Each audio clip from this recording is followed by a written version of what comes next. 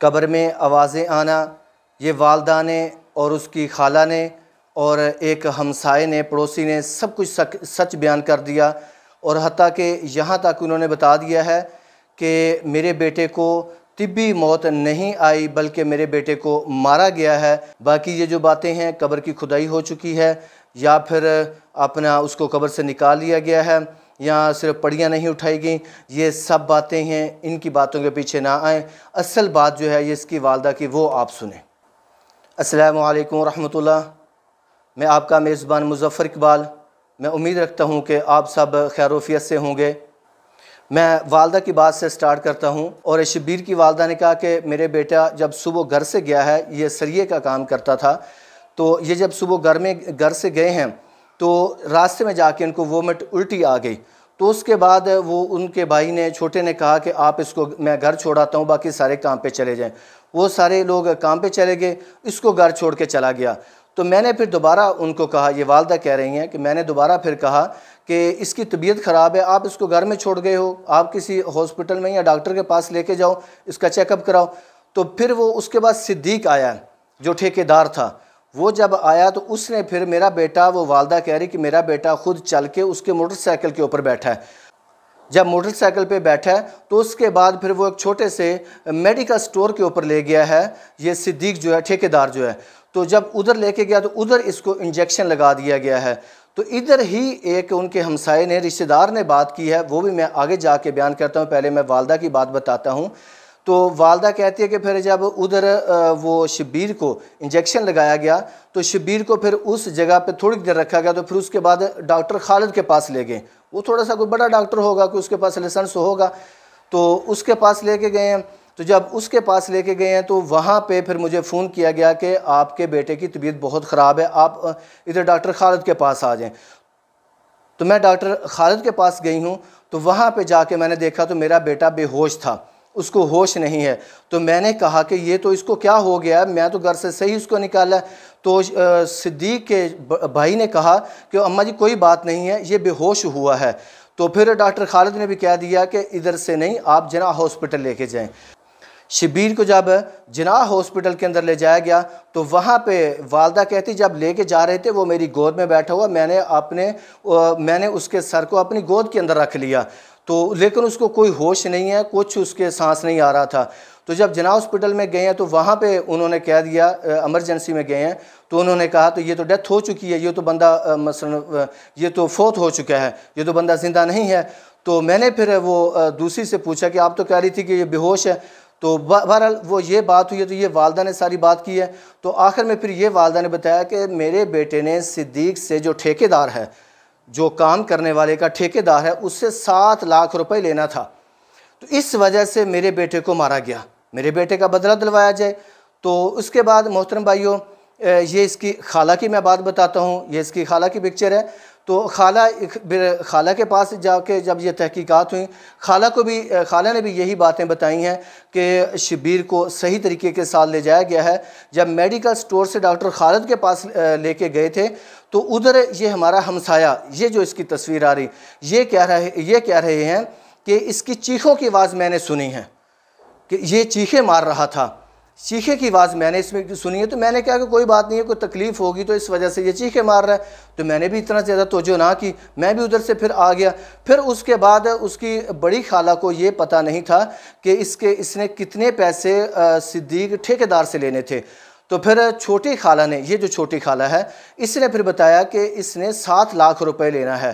تو پھر اس نے کہا کہ دیکھیں، جب اس سے وہ شبیر ہمارا بیٹا پیسے مانگتا تھا، ٹھیکیدار سے پیسے مانگتا تھا، وہ کبھی اس کو 100 روپے، کبھی 200 روپے، کبھی 500 روپے، کبھی 600 روپے دے دیتا تھا۔ تو اس طرح وہ بیچارہ اپنے زندگی کا معاملات چلا رہا تھا۔ تو 7 لاکھ روپے اس سے لینا تھا، لیکن وہ اس کو پورے پیمنٹ نہیں کر رہا تھا۔ تو اس کی دوسری جو خالہ ہے، اس نے پھر، جو چھوٹی خالہ ہے، یہ جو اس کی پکچر سامنے آ رہی ہے، یہ واقعہ چھوٹے میڈیکل سٹور کے اندر یہ باقاعدہ چیخیں مار رہا تھا، اور اس بھائی نے باقاعدہ دیکھا بھی ہے، اور لیکن یہ خاموش ہو کے ادھر سے آ گئے، ابھی کوئی بات نہیں ہے، کوئی انجیکشن لگا ہوگا، کوئی طبیعت خراب ہوگی تو یہ ایسے کوئی معاملہ ہے، کوئی زیادہ مسئلہ نہیں ہوگا۔ شبیر دن 11:30 بجے یہ فوت ہو چکے تھے، اور اس کے بعد رات 8 بجے ان کا جنازہ تھا۔ اس کو دفنانے کے بعد اس کے ایک پھر رشتہ دار نے یہ باتیں بتائی ہیں، وہ ہمسایہ بھی ہے، رشتہ دار بھی ہے۔ کہ جب ہمیں ادھر ادھر سے باتیں کافی آنا شروع ہو گئیں کہ شبیر کو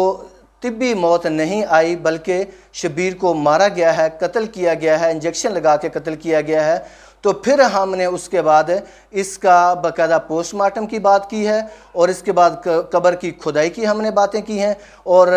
پرچہ بھی باقاعدہ ہم نے اس کے بعد ہی کروایا ہے۔ یہ کوئی 3-4 دن کے بعد، یعنی کہ جب دفنانے کے بعد یہ سارا کچھ معاملہ ہوا ہے، یہ کہ پھر اس کے بعد یہ گونگا جو ان کا بیٹا ہے، جو اس کا شبیر کا بھائی گونگا ہے، وہ گیا ہے تو ایسے قبر کے اوپر دعا کرنے کے لیے اور وہاں پہ پھول چڑھانے کے لیے، تو اس نے پھر قبر کے اوپر ایسے ہی کان لگایا تو اس نے کہا کہ یہ تھر تھراہٹ کی آوازیں آتی ہیں۔ اس نے اپنے گونگے پان کے ذریعے سے بتا دیا سارا معاملہ کہ کیا ہوا کیا نہیں ہوا۔ تو اس کے بعد سے پھر یہ لوگوں میں یہ افواہیں گئی ہیں، میڈیا کے اندر گیا ہے، سوشل میڈیا کے اندر گیا ہے، سوشل میڈیا میں باقاعدہ پھر یہ باتیں ہونا شروع ہو گئیں کہ ایک مولوی صاحب نے پھر کہہ دیا کہ یہ جی قبر کی کھدائی ہوئی تھی اور اس میں تھوڑا سا قبر کو اکھاڑا گیا تھا، اور لیکن پڑیوں کو نہیں اکھاڑا گیا تھا۔ اس کے بعد اور بھی بہت ساری باتیں ہوئی ہیں، پھر کہا گیا کہ 13 تاریخ کو یہ قبر کی کھدائی ہو جائے گی، حکام بالا سے باقاعدہ یہ ریکویسٹ ہے، انہوں نے کہہ دیا کہ 13 تاریخ کو، لیکن والدہ سے، خالہ سے اور جو رشتہ دار ہیں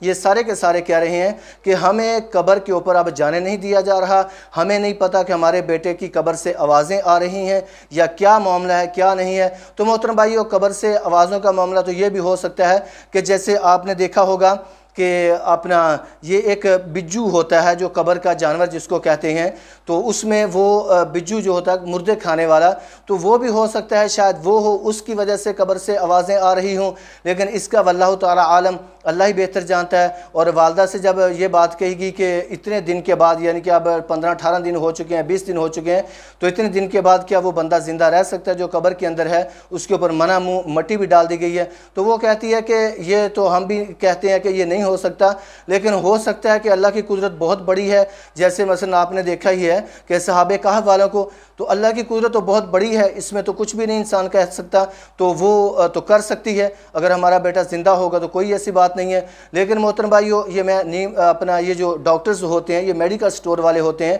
ان کے لیے بھی میں ایک ریکویسٹ کرنا چاہتا ہوں کہ اب دیکھیں کہ اکثر آپ نے دیکھا ہوگا کہ لوگ کہتے ہیں کہ عطائیت نے ایک جان چھین لی، یعنی کہ یہ چھوٹے میڈیکل سٹور والا ہوتا ہے، اس کے پاس کوئی ڈگری بھی نہیں ہوتی، ایک میڈیکل سٹور کھولنے کی ہوتی ہے، دوائیاں بس بیچ سکتا ہے، باقی اس کو وہ اندازہ نہیں ہوتا انجیکشن کس جگہ پہ لگانا ہے، کون سا لگانا ہے۔ تو اب جیسے اکثر یہ آپ نے سنا ہوگا کہ نیم حکیم خطرہ جان، کہ ایک یعنی کہ حکیم جو ہے وہ اس کو پتہ ہی نہیں ہے، ایک ڈاکٹر جو ہے وہ اس کو اس مرض کا، اس کے بارے میں نبض جاننے کا علم ہی نہیں ہے، تو وہ اس کو اس طرح کی دوائی دے دے تو وہ خطرہ جان ہی ہو سکتا ہے۔ یہ اس طرح میرے ایک سگے بھائی کے ساتھ بھی ہوا تھا کہ اس کو باقاعدہ یہ کچھ حکیم صاحب نے دوائی دی تھی اور اس کی اتنی طبیعت خراب ہو گئی تھی، اس کا نیچے والا جو دھڑ ہے وہ بالکل ہی رک گیا تھا، تقریباً یہ 3 مہینے وہ بیچارہ چارپائی کے اوپر رہا، بڑی مشکلات کے ساتھ پھر اللہ تعالیٰ نے اس کو بہتر کر دیا۔ تو میں حکیم ڈاکٹرز کو یہ بتا دینا چاہتا ہوں کہ پلیز ایسے کام نہ کریں، یہ لوگوں کی جان کا مسئلہ ہوتا ہے۔ اللہ تعالیٰ آپ کو ہمت اور توفیق عطا فرمائے، جس چیز کی آپ نے علم حاصل کیا ہے وہی آپ لوگوں کے اندر جا کے کام کریں۔ تو محترم بھائیو، یہ ساری معاملات تھا، یہ ساری باتیں تھیں، تو انشاءاللہ تعالیٰ نیکسٹ ویڈیو کے ذریعے میں پھر اس کے بعد حاضر ہوں گا کہ آپ کسی بھی بات پہ نہ آئیں۔ یہ جو فضولیات لوگ باتیں کیے جا رہے ہیں، یہ ساری ان کے دیکھو یہ ایک جذبات کو مجروح کرنے والی باتیں ہیں۔ وہ بیچاری والدہ بھی پریشان ہے، وہ کہہ رہی ہے کہ ہم کو قبر کے اوپر نہیں جانے دیا جا رہا، باقاعدہ ادھر پولیس پہرا دے رہی ہے اور ہمیں گھر کے اندر ہی رکھا گیا کہ وہ کوئی بھی قبر کے پاس نہ جا سکے،